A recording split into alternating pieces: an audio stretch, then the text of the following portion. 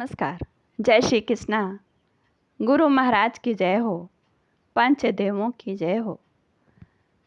मैं आपको स्वामी अखंडानंद जी द्वारा रचित मेरी भ्रमण गाथा और सेवा प्रारंभ नामक पुस्तक को सुना रही हूँ।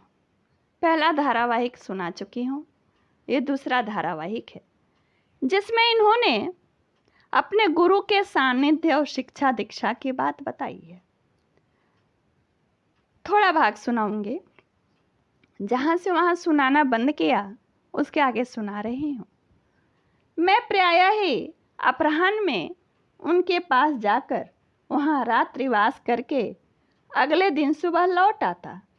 उन दिनों मैं प्रतिदिन एक मिट्टी के बर्तन में घी और चावल यानी हविष्यान्न पकाकर खाता था। इस नियम को कोई भी मुझे भंग नहीं कर सकता था। ईश्वर का प्रसाद दे करके भी, ऐसा वो लिखते हैं कि नारायण शिला का भोग भी कोई मुझे देता तो मैं नहीं खाता। वहाँ मुझे भय होता कि कहीं मुझे काली बाड़ी में न खाना पड़ जाए और उनके पास रहकर हविष्यान्न पकाकर खाने का भी साहस नहीं होता। स्वामी अखंडानंद जी कहते हैं अपने गुरु यानी ठाकुर श्री रामकृष्ण परमहंस के पास हविष्यान्न भी खुद पकाकर खाने की इच्छा नहीं होती। मिट्टी के बर्तन में वे घी चावल पकाकर खाते थे। अतः मैं सवेरे ही काली बाड़ी से घर लौट आता, शाम को जाते और सवेरे लौट आते। उन दिनों मैं दिन में 4 बार गंगा स्नान करता। सिर के केश बिना तेल के बड़े रूखे सूखे दिखते और हरितकी चबाकर मैं मुख शुद्धि किया करता था। एक बार ये महाराज तुरायानंद यानी हरि महाराज से 2 श्लोक सुने थे। उस श्लोक को सुनने के बाद वे इस हरितकी को चबाने लगे थे। श्लोक का अर्थ यही है कि हे राजन, हरितकी माता के समान कल्याणकारी है। राजन मतलब ये जिस श्लोक में है वो गुरु ने संबोधन किया होगा। मैं इसका नित्य कहते हैं हे राजन, हरितकी माता के समान कल्याणकारी है, इसका नित्य भक्षण करो।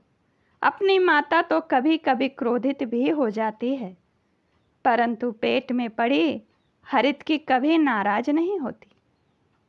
अंदर की मलिनता दूर करने के लिए हरि का स्मरण और भोजन पचाने के लिए हरितकी, गायत्री मंत्र का जाप और गंगा जल का स्नान पान, ऐसा वो श्लोक का अर्थ बता रहे हैं। इन्हीं को सुनकर थोड़ा अधिक हरितकी के चबाने के कारण मेरे दोनों ओठ अक्सर सफ़ेद रहा करते थे।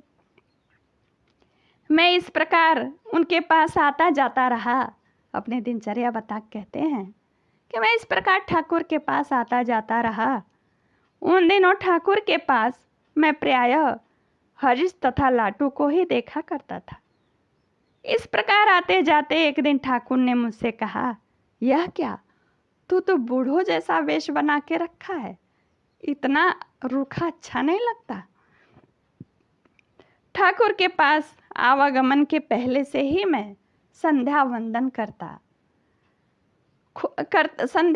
करते समय खूब प्राणायाम किया करता था। प्रतिदिन प्राणायाम की मात्रा बढ़ाते बढ़ाते मेरी ऐसी अवस्था हो गई कि मेरे शरीर में पसीने और कपकपी आने लगे। गंगा जी में डुबकी लगाकर उसके तल में 1 या 2 पत्थर को पकड़े हुए मैं काफ़ी देर तक कुंभक किया करता था, यानी सांस रोक करके गंगा जी के तल में पत्थर से हाथ पकड़ करके ये पड़े रहते थे। प्रतिदिन इसी प्रकार प्राणायाम करते करते इन क्रियाओं से मुझे बहुत प्रेम हो गया। ठाकुर के पास जाकर उन्हें इस विषय में सूचित करने पर उन्होंने मुझे प्राणायाम करने से मना किया, क्योंकि अधिक प्राणायाम करने से मुझे कोई भयानक रोग हो सकता था।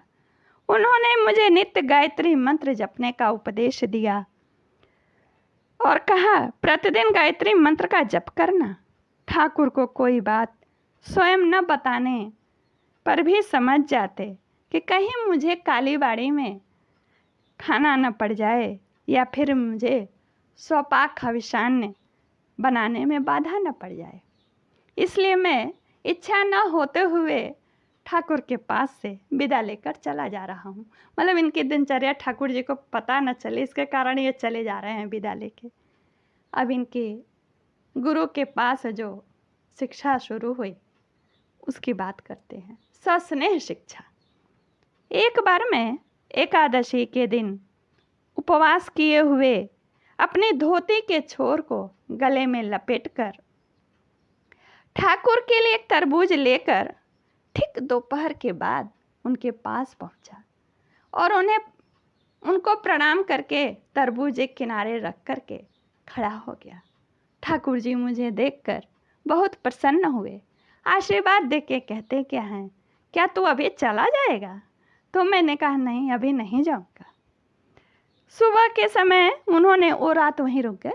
सुबह के समय उन्होंने मुझे एक लोटा पानी लाकर दिया और अपने साथ पंचवटी चलने को कहा। मैं उनके साथ वहां जा पहुंचा। उन्होंने मुझे पूर्व की ओर बैठकर पूर्व की ओर मुख करके थोड़ा ध्यान करने को कहा। थोड़ा सीधा करके बैठाने के बाद बोले, ऐसा कहकर वे थोड़ा आगे चले गए और थोड़ी देर बाद वे जब लौटे तो बोलते हैं स्वामी अखंडानंद जी, मुझे मेरे पीठ को पकड़ करके सीधा किया और कहा, तू थोड़ा झुक जाता है, सीधा बैठा कर। और फिर उन्होंने मुझे अपने साथ साथ अपने दक्षेश्वर मंदिर में जो उनका कमरा था वहाँ लौटा लाए। लौटने के बाद वे बोले, तू मेरे साथ चंदौवे के घाट की ओर चल। अब आगे की भाग अगले एपिसोड में सुनाऊंगी। नमस्कार, जय श्री कृष्णा। गुरु की शक्ति गुरु शिष्य के अनुभव में है।